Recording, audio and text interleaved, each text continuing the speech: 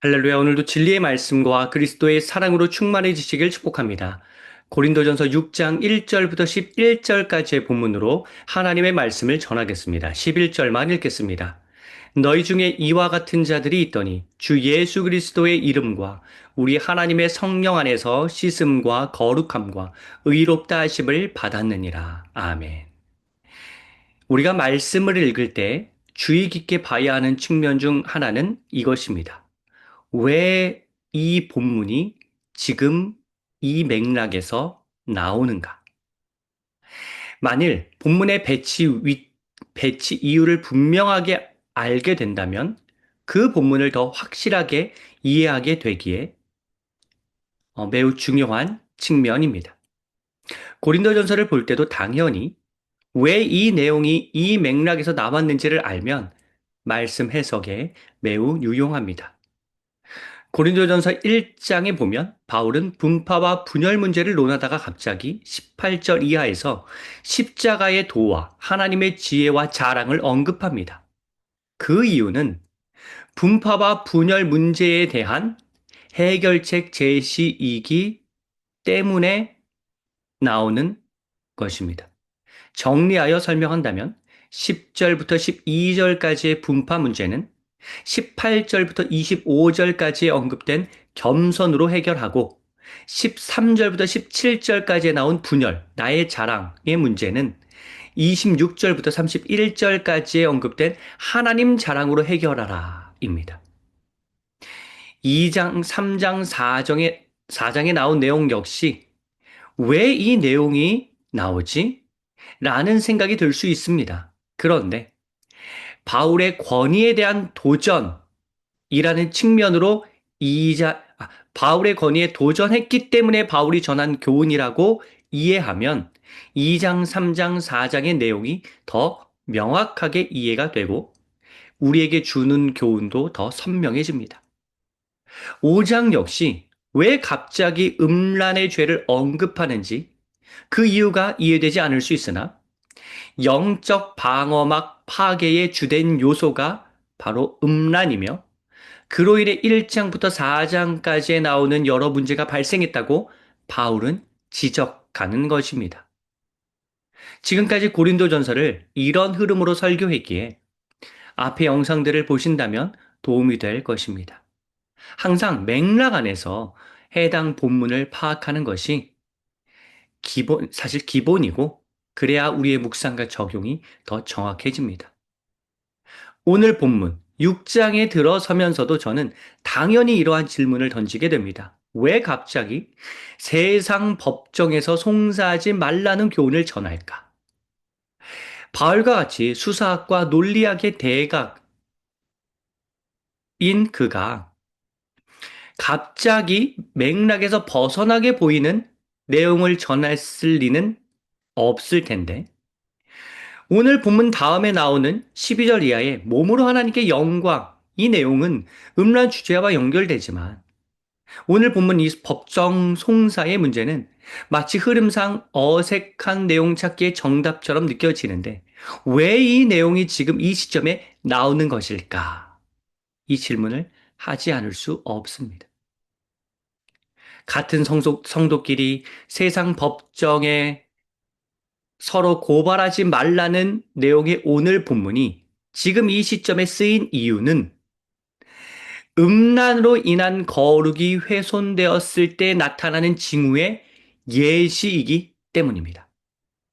음란으로 인해 거룩이 깨진 공동체는 공동체 내에서의 자체 조정이 불가한 수준이 되어 세상 법정의 도움을 받을 수밖에 없게 된다는 그 예시이자 교훈을 제시하는 내용이 바로 오늘 본문입니다.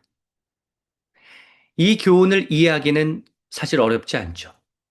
여러분, 만일 자녀와 자녀의 친구의 그 다툼이 벌어져서 부모끼리 대화를 나누는데 부모와 부모의 대화에서 해결이 안 되면 교육기관의 도움을 받게 되고 그것도 안 되면 법정으로 가게 됩니다. 가정 안에서 발생한 문제, 예를 들어 사기라든지 부부 불화라든지 이런 가정 안에서의 문제 없이 가정 안에서 자체적으로 매끄럽게 해결되지 않으면 법의 도움을 받을 수밖에 없습니다. 이처럼 내부에서의 문제 해결이 잘 안 되면 외부의 도움을 받게 되는 것입니다. 저는 이 법의 도움을 받아서라도 문제가 잘 해결된다면 참 다행이라고 생각합니다. 법의 도움을 받아서 친구와의 사이가 좋아지고 가정 안의 화목이 개선되면 참 좋겠습니다. 뭐 이렇게 법을 통해서 나아질 수 있는 가능성을 완전히 배제할 수는 없겠지만 일단 법정까지 갔다는 건 현재 공동체 내의 자정 능력, 즉 스스로 깨끗해지게 되는 이 내부의 해결 능력이 상실되었다는 뜻이죠. 이 점을 바울이 고린도 교회 성도들에게 직면하게 한 것입니다. 이 점을 바울이 고린도 교회 성도들에게 직면하게 한 것입니다. 지금 고린도 교회의 영적 상태가 이처럼 무너져 있다고 바울은 진단합니다. 진짜 법의 도움이 필요한 문제가 아니라 만일 공동체의 거룩이 유지되었다면 공동체 내에서 충분히 해결할 수 있는 일인데 굳이 세상 법정까지 가지 않아도 되는 그냥 사소한 문제인데 그 사소한 문제로 법정 시비까지 붙는 심각한 상황에 놓인 고린도 교회의 실상을 바울은 질타합니다. 예를 들어 상대방의 발을 실수로 밟았습니다. 그러면 밟은 사람은 미안하다고 사과하고 밟힌 사람은 괜찮다고 이해해주면 됩니다. 그러면 끝나는 사소한 일입니다. 하지만 거룩이 무너진 상태에서는 이 작은 문제가 법정 다툼으로 번집니다. 가해자는 미안해하고 피해자는 용납해주는 거룩이 유지되었다면 쉽게 해결될 일이 거룩의 상실로 인해 큰 문제로 불거집니다.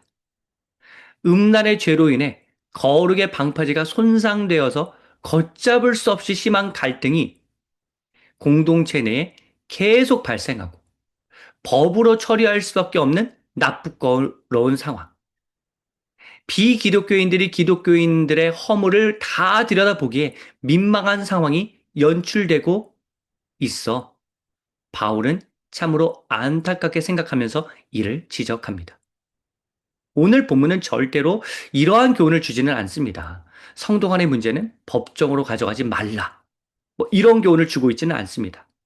오해하실까봐 말씀드리지만 이러한 내용으로 설교하신 분이 누구인지 저는 잘 모릅니다. 어떤 특정인을 겨냥한 발언이 아니고 제가 묵상하고 연구한 대로 드리는 교훈이니 오해가 없길 바랍니다. 자, 만일 문자주의적으로 오늘 본문을 본다면 법정 다툼을 아예 하지 말라고 해석해 버립니다. 하지만 맥락을 잘 살펴보면 그 교훈을 주고 있지 않죠, 오늘 본문이. 세상 법정으로 문제를 끌고 갈 정도로 영적으로 타락한 모습, 거룩이 훼손되고 음란에 빠진 그 문화를 뜯어 고쳐야 한다는 교훈을 줍니다. 이 본질적 교훈으로 이해를 한다면 이렇게도 본문을 해석할 수 있습니다. 만일 법의 도움을 받아서라도 거룩의 문제가 해결된다면, 문제가 원만하게 해결된다면 법정으로 향해도 괜찮을 수 있다. 물론 당연히 법정까지 문제를 끌고 가지 않아도 되게 영적으로 거룩을 잘 유지해야 하는 게 우선입니다. 그러니까 그렇지만 제 취지는 오늘 본문을 문자적으로 해석해서 법적 해결은 무조건 안 된다. 이런 식으로 생각해서는 안 된다는 의미입니다. 자, 지금까지 설명해드린 전체적인 흐름과 교훈의 프레임으로 오늘 본문을 한 절씩 들여다보겠습니다. 1절, 2절. 기독교인들끼리 기독교인들 안에서 일어난 사소한 분쟁을 비기독교인의 법정으로 가져가는 일은 참으로 부끄러운 일이라고 말합니다. 여기 보면 지극히 작은 일이라고 분명히 밝히고 있습니다. 큰 일이 아닙니다. 아주 작은 일입니다. 비기독교인들이 이 문제를 법정으로 가져가면 아마 이렇게 손가락질 할 것입니다. 아니, 기독교는 사랑의 종교 아니었나? 그런데 이런 것도 서로 이해하지 못한다고? 여러분, 이렇게 평가를 받는다면 이 얼마나 나쁘거로운 일입니까? 그런데 예나 지금이나 기독교가 사랑이 부족한 종교처럼 비춰지는 일이 발생합니다. 지금까지의 흐름을 고려했을 때 아마도 네 개의 분파로 나뉘고 바울의 권위에 도전하면서 발생한 문제를 가지고 법정으로 가, 가져갔을 가능성이 있습니다. 비기독교인 법관들은 아마 이 상황을 보면서 두 번 놀라지 않았을까 예상됩니다. 기독교인의 사랑이 비기독교인의 관용보다 부족한 모습에 놀랐을 것이고, 이건 영적인 문제라 세상의 법조문으로 해결하기 어려워서 또 한 번 놀랐을 것입니다. 자, 이러한 상태는 좀 첨언을 하자면 이러한 상태는 고린도전서에 앞으로 어떠한 내용이 나올지에 대한 암시이기도 합니다. 아마 바울은 사랑을 가르치겠죠. 사랑이 중요한데 사랑이 훼손되어서 이런 문제가 발생했으니까요. 실제로 고린도전서 13장에는 사랑의 내용이 나옵니다. 사랑장이 고린도전서 13장이죠.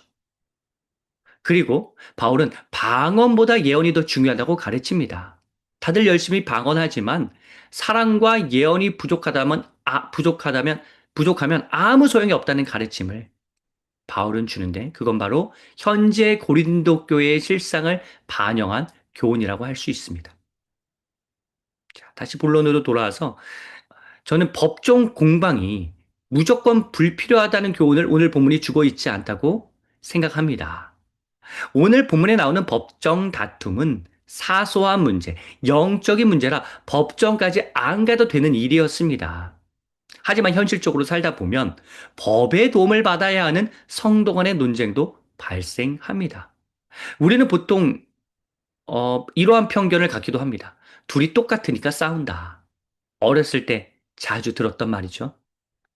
저는 그 말은 시시비비를 가리는 과정이 귀찮은 사람이 하는 말일 수 있다고 생각합니다.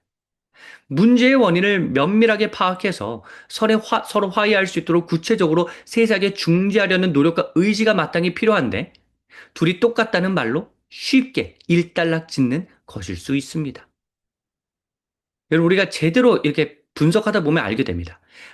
법정 분쟁이 일어날 때 합리적인 어떤 사람과 비합리적인 어떤 사람이 다퉈서 비합리적인 사람의 이 비합리성을 대화로는 해결하기 어려우니 법정까지 가서 그 비합리성을 처벌하는 일이 적지 않다는 사실을 알게 됩니다.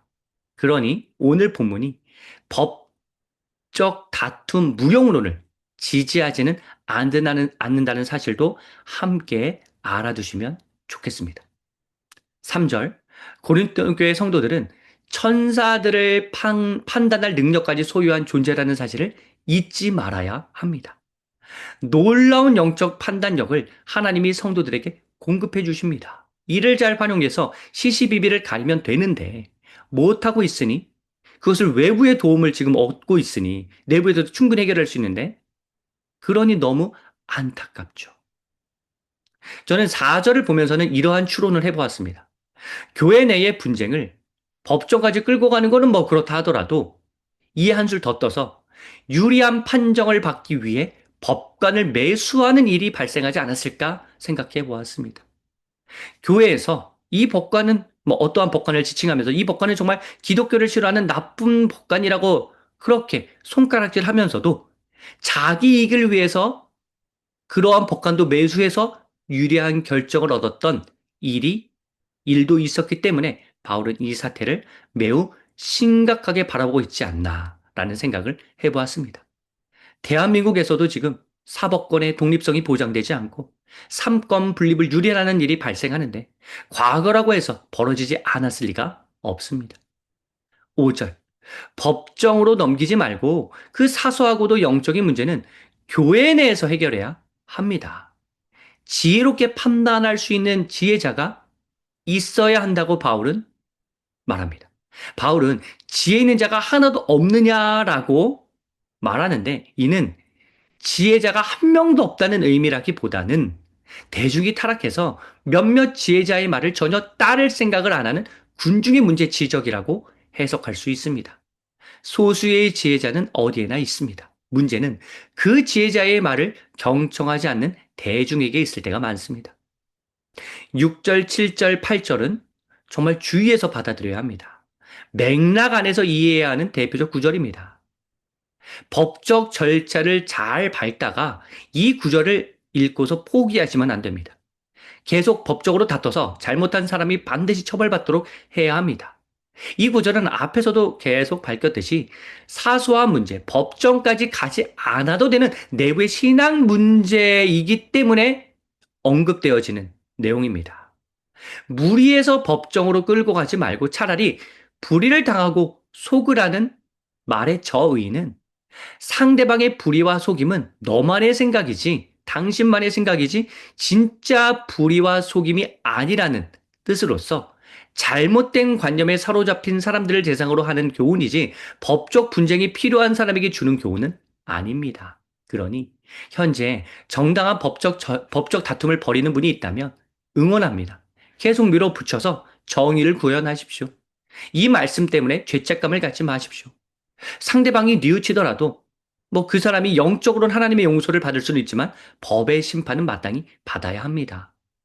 만일 여기서 중단하면 그 나쁜 사람은 다시 세상에 나와서 다른 사람을 괴롭힐 것입니다. 그 악을 방치해서는 안 되겠죠. 그러니 하나님의 정의가 실현되도록 끝까지 싸우십시오. 제가 지금 순간 법률 자문가가 된 것 같았는데 다시 이제 이야기한다면 제가 서두에서 지금 법정 송사의 문제를 언급한 까닭이 음란으로 인해 거룩이 훼손되었을 때 나타나는 징후의 예시이기 때문이라고 설명해 드렸습니다. 그 근거가 되는 구절이 바로 9절, 10절, 11절에 나옵니다. 바울은 지금 법정 송사의 문제 이면에 있는 근원적 문제인 거룩의 문제를 거론합니다. 불의, 미혹, 음행, 우상숭배, 간음, 남창 노릇, 동성애, 도덕질, 탐욕, 과음, 중상모략, 속임과 약탈의 죄악 목록을 열거하면서 법적 공방할 시간에 차라리 너희의 죄악을 하나님 앞에서 낱낱이 회개하라고 촉구합니다. 11절 상반절에 보면 너희 중에 이와 같은 자들이 있다고 바울은 말합니다. 그렇다면 이는 이 죄목록은 그냥 일반적인 죄악 열거가 아니라 실제로 고린도 교회의 성도들이 지었던 이 죄였다고 볼 수 있습니다.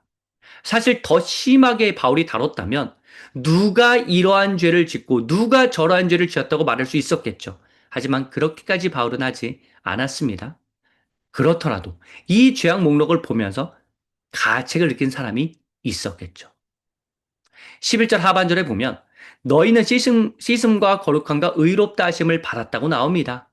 죄를 다 열거한 이후에 회개하라는 교훈을 주기 위해서 이 내용을 언급한 것이 아니라 그렇게 생각하기보다는 대체 구원받은 너희가 왜 그렇게 행동하는지 너희 신앙 정체성을 확고히 하라는 의미의 말씀입니다.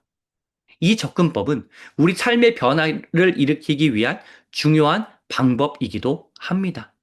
아무리 회개해도 여전히 죄짓고 변화되지 않는 나의 이 연약함으로 인해 실망할 때가 많을 것입니다. 그런데 오늘 본문 말씀, 오늘 이 11절 하반절의 말씀에 따르면 지은 잘못 회개도 중요하지만 근본적으로 우리가 처음에 씻음과 거룩함과 의롭다 하심을 받은 그 구원의 순간을 날마다 재상기해야 더 성숙해진다는 교훈을 안겨줍니다. 나의 모든 죄를 씻어주시고 거룩의 본을 보여주시며 죄인인 나를 의롭게 해주신 주님을 향한 감격과 감사의 눈물이 매일 영성의 자리에서 일어나야 우리는 죄로부터 멀어질 수 있다는 청사진을 보여주는 구절입니다.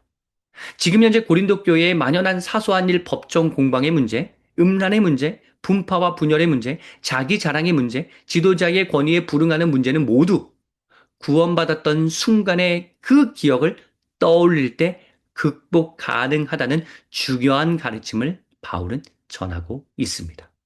사랑하는 성도 여러분, 법적 해결이 필요할 때가 분명히 있습니다. 법적으로밖에 해결할 일이 없는 강적을 만날 때가 있습니다.